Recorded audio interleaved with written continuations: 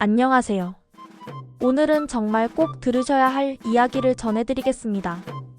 요즘 같은 시대의 어르신들을 노리는 보이스피싱 사기 수법이 점점 더 교묘해지고 있습니다. 뉴스에서만 보던 일이 어느새 내일이 될 수도 있는 지금 우리 모두가 반드시 알아야 할 현실이 되어버렸습니다. 경기도에 사는 김순자 어르신은 어느 날 갑작스레 걸려온 전화를 받았습니다. 엄마, 나야. 지금 사고 났어. 경찰도 있고 피해자도 병원에 갔어.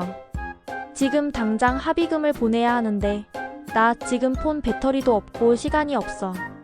엄마, 근처 편의점 가서 문화상품권 좀 사서 번호만 불러줘. 그 말을 들은 어르신은 너무 놀라서 아들이 맞는지 확인도 하지 못한 채 편의점으로 달려가 상품권을 구입했고 그 번호를 전해줬습니다. 하지만 전화를 끊고 난 후 아들에게 직접 전화해보니 엄마, 나 회사인데 무슨 말이야?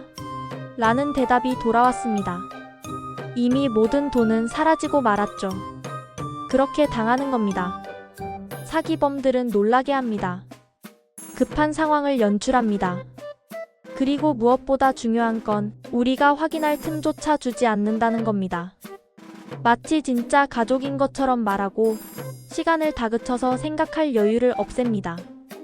이런 수법은 너무나 많습니다. 서울에 사시는 정영자 어르신은 다른 방식으로 당하셨습니다. 하루는 국민건강보험공단이라고 하는 곳에서 전화가 왔습니다. 정영자님, 최근 고객님의 개인정보가 유출된 사실이 확인되었습니다. 이로 인해 통장이 동결될 수 있습니다. 경찰청 금융범죄팀에서 곧 연락이 갈 겁니다. 잠시 후 진짜 경찰을 사칭한 전화가 이어졌고, 정영자님, 현재 고객님의 명의로 대출이 실행되고 있습니다. 이 자금이 범죄에 이용될 우려가 있으니 안전하게 보관해야 합니다. 지금 통장에 돈을 인출해 지정된 금융보호계좌로 옮기세요. 수사가 끝나면 다시 돌려드릴 겁니다. 겁이 난 영자 어르신은 은행으로 가서 800만 원을 인출했고 사기범이 알려준 계좌로 그대로 송금했습니다. 그리고 몇 분 뒤 모든 게 사기였다는 사실을 알게 되었습니다. 이런 수법은 단순하지 않습니다. 2명 이상이 연기합니다. 처음에는 보험공단, 다음은 경찰, 심지어 금융감독원이나 검찰까지 등장합니다.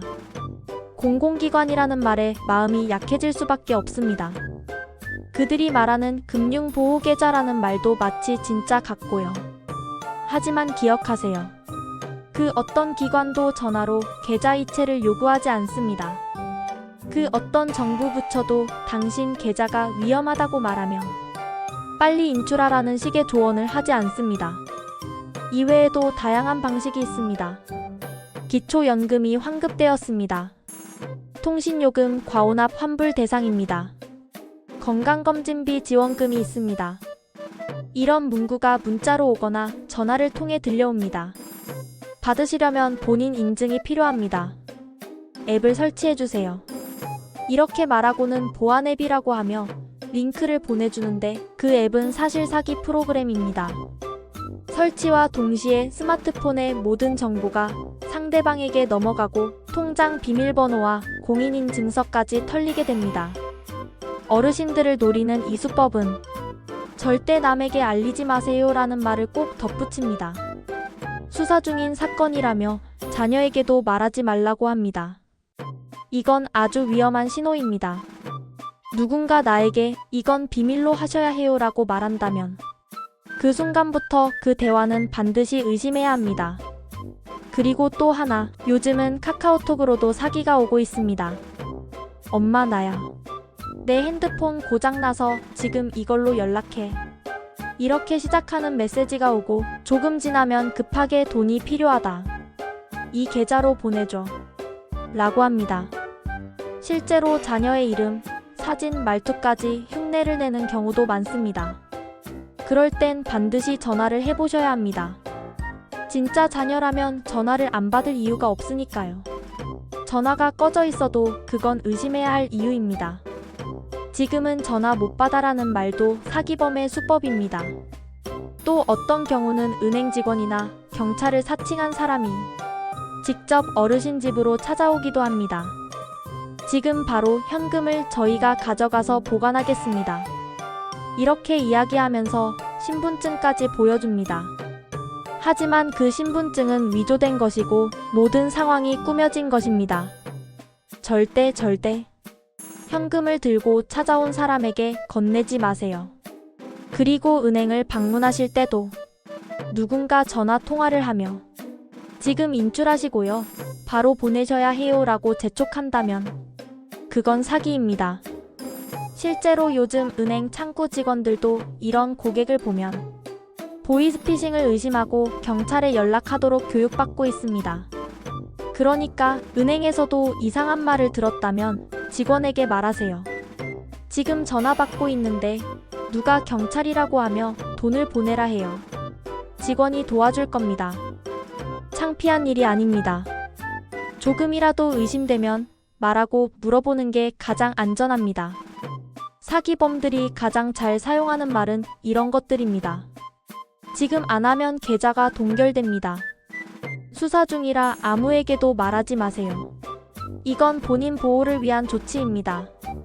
안전하게 보관해 드릴 테니 보내주시면 됩니다. 신속하게 처리해야 하니 빨리 움직이세요. 이 말들 중 하나라도 들리면 그건 거의 대부분 보이스피싱이라고 보셔도 됩니다. 또한 문자가 오고 링크가 함께 온다면 절대로 누르지 마세요. 당신의 택배가 도착했습니다. 경찰 출석 요구서입니다. 주민센터 안내사항입니다. 이런 문구와 함께 URL이 붙어있는 메시지는 사기일 가능성이 매우 높습니다. 링크를 누르는 순간 악성 코드가 설치되거나 가짜 사이트로 넘어가 개인정보가 털릴 수 있습니다. 오늘 들으신 이야기들은 모두 실제로 있었던 사례들입니다. 그리고 이보다 더 다양한 방식이 매일같이 시도되고 있습니다. 사기범들은 점점 더 치밀해지고 있고 음성 조작, 영상 위조까지도 가능해졌습니다. 이제는 정말 누구든 당할 수 있습니다. 하지만 미리 알고 대비하면 충분히 막을 수 있습니다. 첫째, 절대 전화로 계좌나 돈 이야기를 듣지 마세요.